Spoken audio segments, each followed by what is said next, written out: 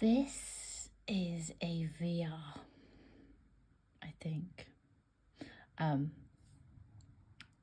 the Hermit's Cave, Simon, who has a very good channel. He's very informative. He's like really good at what he does when it comes to describing cards, and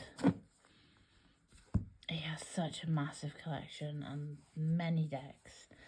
And anyway, on his live recently, he went through I can't remember if it was his favourite deck of each month that he used so far this year, or the most used. Mine is kind of a bit of a jumble, especially for the beginning, the first 2 months. But then it kind of gets into a more of a favourite of the month kind of thing. So January was a bit awkward. I can't really remember a lot about what I was using at the time, other than I have constantly had this available to me in my bag.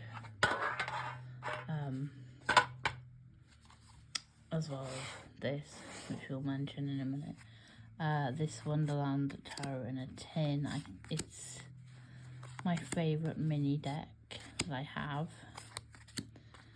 And it is like a Rider-Waite-Smith clone based on Alice in Wonderland. It's really well done, I think. Obviously the suits are slightly changed, like oysters are, oh my life, pentacles, the hats are the cups, flamingos are swords, I think peppermills are wands. Let's find a peppermill there. So it's a really well made deck, and it goes in my bag when I go anywhere, even now. This I don't take that often with me, but I was using this around the same time, including the standard version, which I got after getting this version, because I got this version last year, and I either got the standard version for Christmas or my birthday, and my birthday was in January, and obviously Christmas was in December. This is updated, the pocket version, there were updates made, and the standard version I have has got the same updates that are in this, which relate to a couple of cards, I think, and more detail in some of the others. So those were my Januaries. Every other month it's just one that I've picked, but these, because they're small, they're very easy to take around. I have the Animal Spirit and the Mystical Shaman, I think, by Colette Baron Reed in a tin. I didn't get the Lightseers in a tin because I'm not really cool with that deck. Me and it don't get on that well. But these are what I was using mainly in January, from what I remember. Which is why I picked them. So for February, I didn't do a lot of reading. Sometimes I don't. Sometimes I just, my brain, because I get brain fog since certain health issues have happened. Sometimes I just don't have especially then. Now I'm a bit better. I still get the fog sometimes. This is the Voyager Tarot, by the way. I'm determined to edge this at some point. I bought this deck towards the end of last year. Sorry about the traffic noise and any other background noise. My cat has gone back to sleep now, so we don't have to worry about her destroying anything while I'm on the video. I first got it and I was like, oh my god, this is insane. And then I was like, no, I have to get to grips with it. I think there is a creator content creator called Kelly Bear who did a video, and she mentioned this deck, and I was like, I have that and I want to get to grips with it. So I have used it on and off for a few months, February more so. It's a collage deck, and it's kind of like its own thing, you know, like the Osho Zen Tarot and the what is that deck called, which I also have? Damn, Gaia Tarot, I think. World of Gaia. Anyway, that is its own thing, which some people call it an oracle. You could call this an oracle, I guess, but it is a tarot deck. Like, it has the right amount of cards, it has the right amount of suits, it just changes things up a bit. Some of the majors I think are renamed, but I can't remember which ones. There's so much in each image that it's more like one of them decks, like, do you call it pathworking? I don't think the pathworking with tarot is the same as actual pathworking, but that depends who you speak to. But these are the kind of cards where you could sit down and be like, all right, I'm going to absorb myself into this image to experience what it has to offer. Like this card, I would love to sit in this one with a woolly jumper on. And then there's others, this is quite nice. There are others that are just totally nuts, but it's an interesting deck, so I worked with it on and off through February, and it's something I enjoyed looking at, even though it confused the crap out of me sometimes. Now, March's deck is like in my top 10 of decks now because I love it. And it is, I got it in February, the end of February. The Shadowland Tarot by Monica Widersky, I think. Guidebook is amazing. I like spooky shit, right? I'm quite complicated because I like rainbows and unicorns, but I like spooky shit as well. This star card is like a rainbow cousin it holding a balloon, and I love it. This deck, I love it.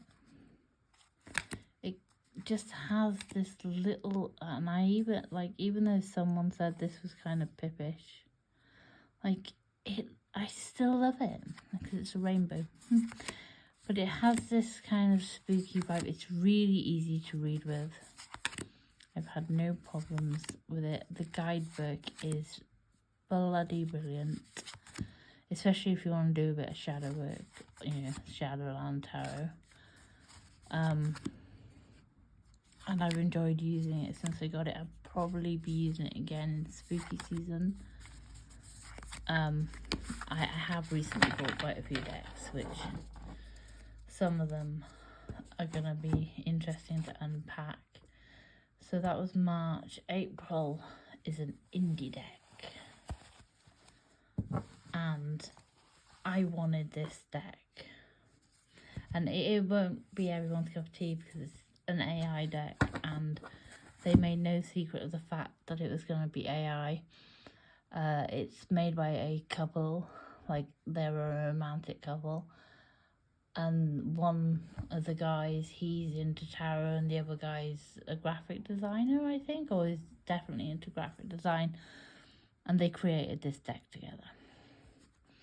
Now, I've just got the standard edition, so no gold fancy stuff, because I couldn't afford the gold fancy edition at the time. But this is the Journey to Oz and Wonderland Tarot.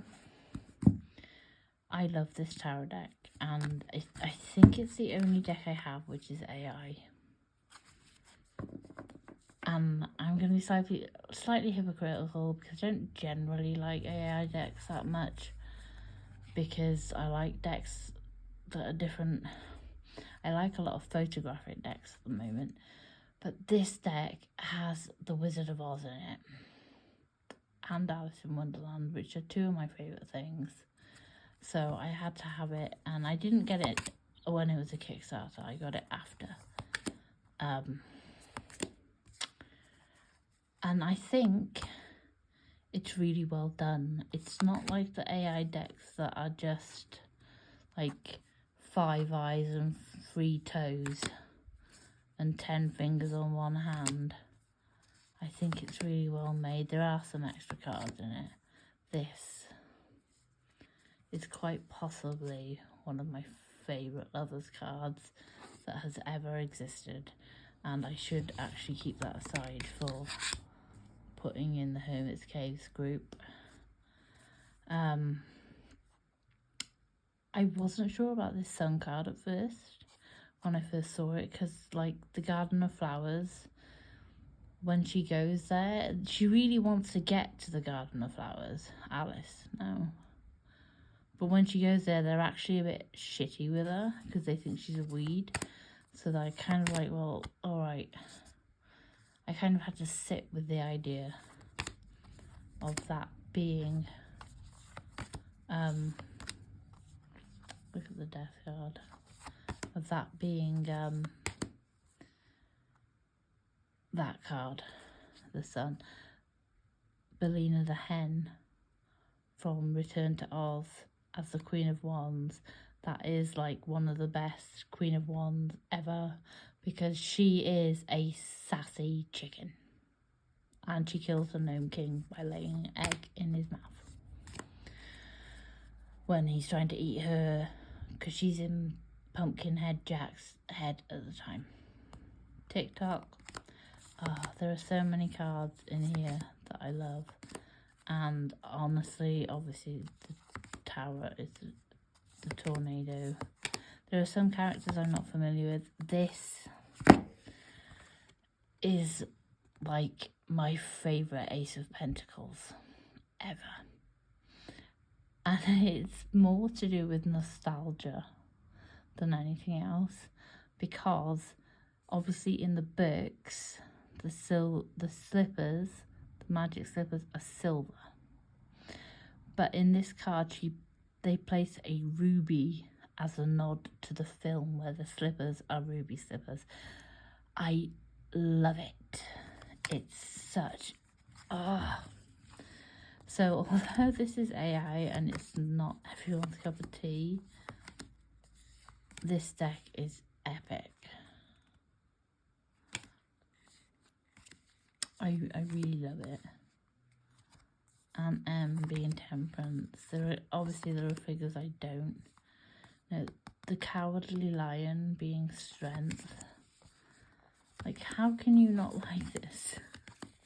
You know, they all have the correct amount of toes. The Duchess being the Queen of Pentacles is funny. I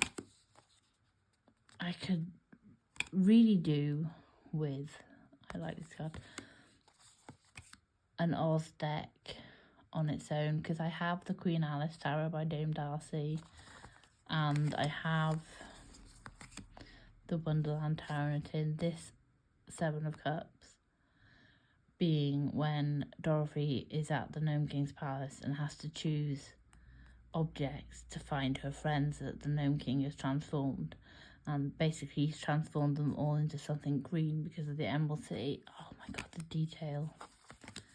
Just, yeah, and this 3 of Cups, the Tea Party. Oh my god. So yeah, if someone wants to do a Oz deck anytime soon, preferably not AI, then please do, because I can't draw.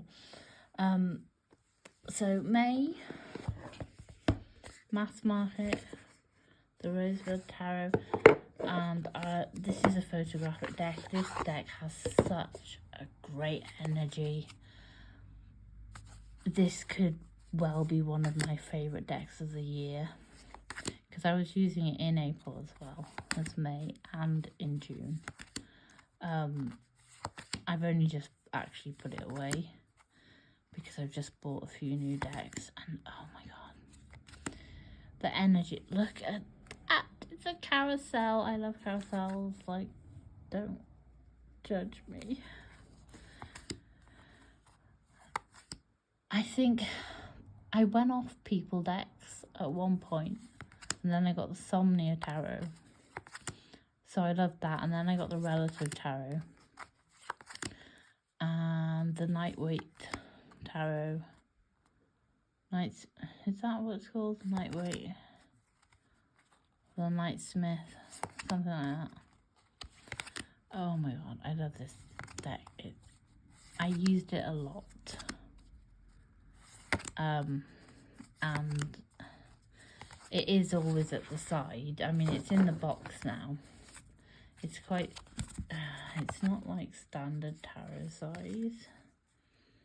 They're like slightly smaller and slightly thicker. So, yeah. Oh, I just love. They look like old Polaroid photographs. And I love that. I do. Just, yeah, I do. My final deck, my deck for June, is an anthropomorphic deck, and I didn't use this for a long time because this is the Curious Creatures Tarot. I didn't use this for a long time because I was using it at a difficult time in my life, and it was, you know, when you get warnings from tarot and they're like, pay attention now. This was the deck doing that to me, and I didn't pay attention, and I just couldn't use it. I put it away. Couldn't use it. This is literally the only Chris Ann deck that I actually get on with. And I know some people don't like anthropomorphic decks, and I know a couple of people that think this is a hideous deck. I don't really use it often, but I used it quite a bit when I first got it, and I started using it again in June, and it just clicked in my head the fact that I hadn't used it since that time, and how emotionally invested you get in what you're being told. And like, I kind of think my brain was like, I can't use that deck anymore because it kept telling me to wake up, and I was ignoring it. So I can't use it because I was rude and just totally ignored it. But I used it this month, and not this month because it's July, but in June, and I edged it, and it's back on my main shelf because it was just to the side. It's not like I'm going to use it a lot, but I did enjoy using it in June. Yeah, these are my decks I've used so far this year. This month I am mainly so far using the Pulp Tarot because it's now July, so that's what I'm using. These have been the decks that I've used this year mainly, and of course this will be in my handbag throughout the year unless I get a different tarot in a tin that I like more. So if you've managed to make it all the way through this video and not got bored of me talking about these decks, then thank you very much, and thank you to Simon at the Hermit's Cave for showing the decks that you have enjoyed so far this year to us all.